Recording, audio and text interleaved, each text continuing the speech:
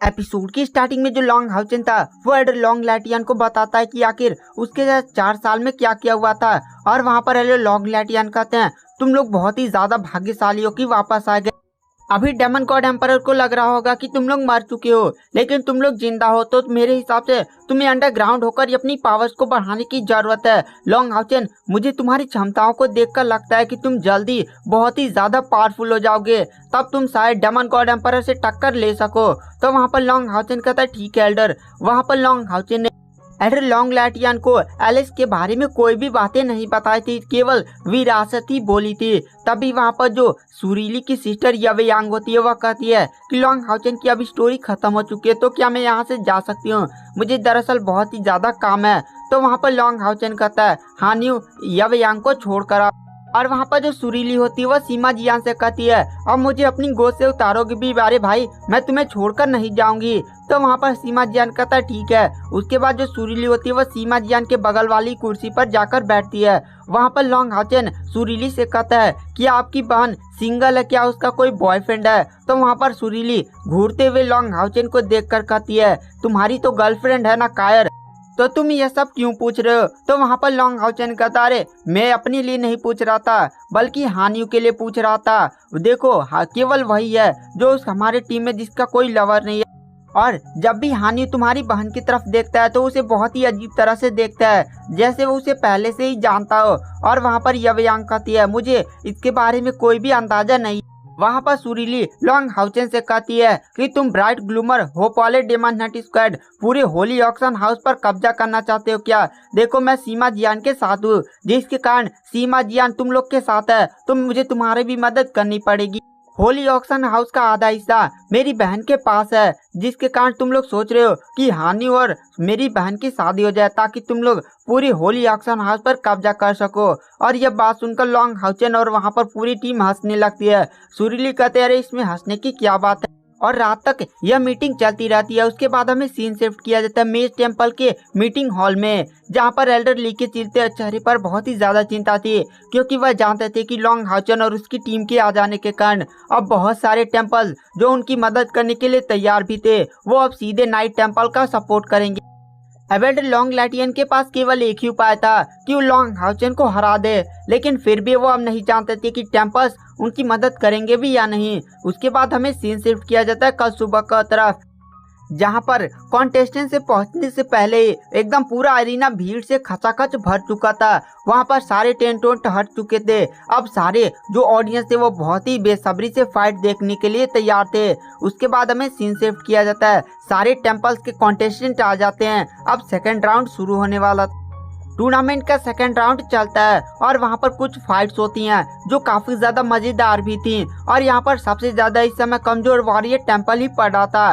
तभी हमें दिखाया जाता है एक प्रकाश सीधे लॉन्ग हाउचन की टीम में एक मेंबर्स को चुनता है, जो और को नहीं बल्कि कायर थी। कायर खड़ी हो कायर का अपोनेंट और कोई नहीं बल्कि एडर झाओलोंग थे, जिनका सामना कायर से पहले ही हो चुका था।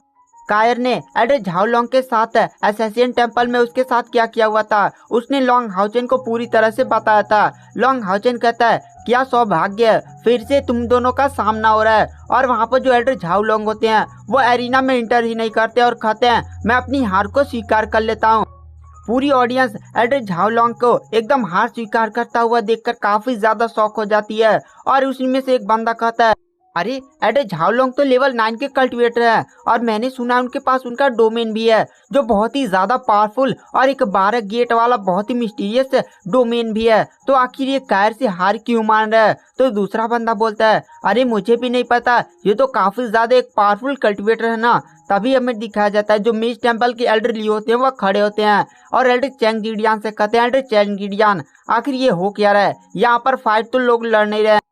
पहले सेंसुई पोपो ने चेनिंगर से हार मान लिया और ये बेल्ट झाओलोंग अब कायर से हार मान रहे, आखिर ये लोग लड़ना क्यों नहीं चाहते? तभी वहाँ पर जो सेंसुई पोपो होती है वो खड़ी होती हैं और कहती हैं एडर चैंग जिडियान चेनिंगर मेरी पोती है और मैं उससे अक्सर ही फाइट किया करती थी। अभी मैं जल्दी ही लेवल 9 पर पहुंची हूँ और मेरी पोती मुझसे बहुत ही ज्यादा पावरफुल। तो मैं फालतू में यहाँ पर तमाशा नहीं बनाना चाहती थी, इसीलिए मैंने पहले ही हार मान लिया। और वहाँ पर जो एल्डर झाओलोंग होते हैं वह कहते हैं, एल्डर चेंग जिडियन, आप जानते हैं मैं और कायर असैसिन टेम्पल से हैं और कायर का सामना पहले ही मेरे से हो गया था। कायर ने मुझे अपना डोमेन उपयोग करके हरा दिया था, जिसके कारण मैं फालतू में फिर से कायर से लड़कर अपना बेइज्जती नहीं करवाना चाहता हूँ, इसीलिए मैंने पहले ही हार मान लिया। वहाँ पर जैसे ही ऑडियंस सुनती है कि कायर के पास उसका डोमेन है, वो लोग काफी ज्यादा शौक हो जाते हैं। एल्डर चेंग जिडियन उन लोगों की बातों को सुनकर कहते हैं, ठीक है आप लोग का पक्ष सही है, तो चलिए फाइट को आगे बढ़ाया।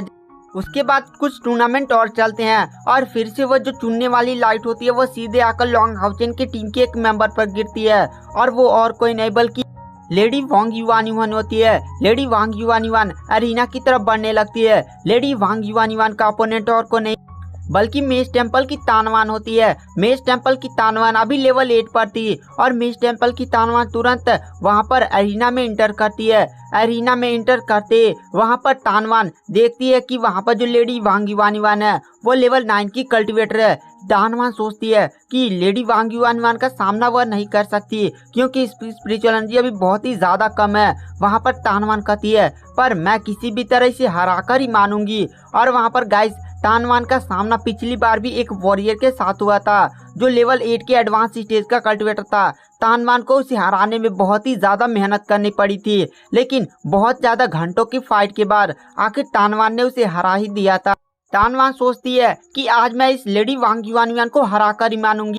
जो तानवान होती है वो पहले ही अटैक में अपना सबसे पावरफुल मूव इस्तेमाल करने लगती है। वह तुरंत आसमान में उड़ने लगती है और अपने पंखों को खोल लेती है और उसके हाथ में एक अजीब से मंत्र घूमने लगता है और वह अजीब से अपने हाथों को घुमाने लगती है। वहां पर वह ग्रीन स्पेल हेल पैराडाइज नामक एक मंत्र का उपयोग कर रही थी। इस मंत्र को देखकर वहां पर लोग कहते हैं, अरे ये तो एक लेवल 9 का वर्जित जादू है, लेकिन इसको उपयोग करने के लिए एक लेवल 9 का कल्टिवेटर होना मांगता है। लेकिन यहाँ पर तो लेडी वांग युआनयुआन अभी लेवल 8 पर है, वह इस मंत्र को कैसे परफॉर्म कर सकती है।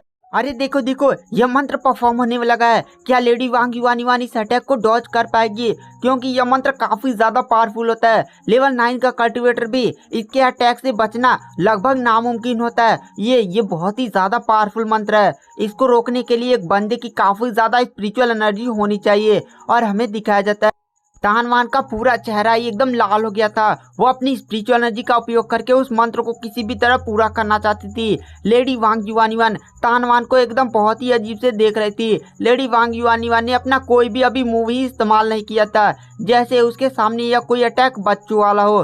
तानवान तुरंत वो अटैक सीधे लेडी वांग युआनयुआन की तरफ फायर कर देती है। तानवान तुरंत जमीन पर गिर जाती है।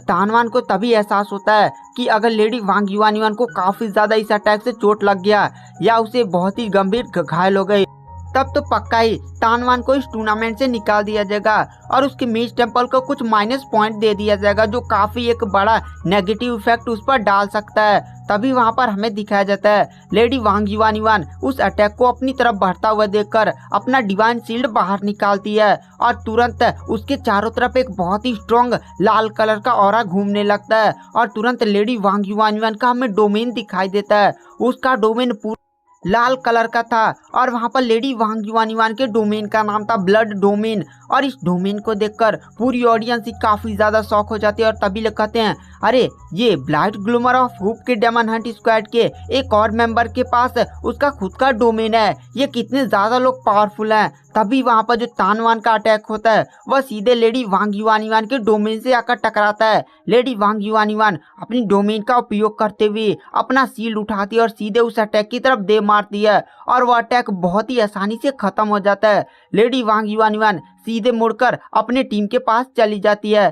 तानवान तो यह देखकर काफी ज्यादा शौक थी। तानवान के अब अंदर इतनी भी ताकत नहीं बची थी कि वह खड़ी हो सके, क्योंकि उसने अपनी पूरी ताकत इस मंत्र को परफॉर्म करने में लगा दिया था। लेकिन लेडी वांग युआनयुआन ने उस मंत्र को ऐसे खत्म कर दिया जैसे उसके सामने यह कोई मिट्टी का टुकड़ा हो। और गाइस आज की वीडियो की एक्सप्लेनेशन को यहीं पर एंड कर देते हैं। अगर आपको वीडियो पसंद आई हो तो चैनल को लाइक सब्सक्राइब जरूर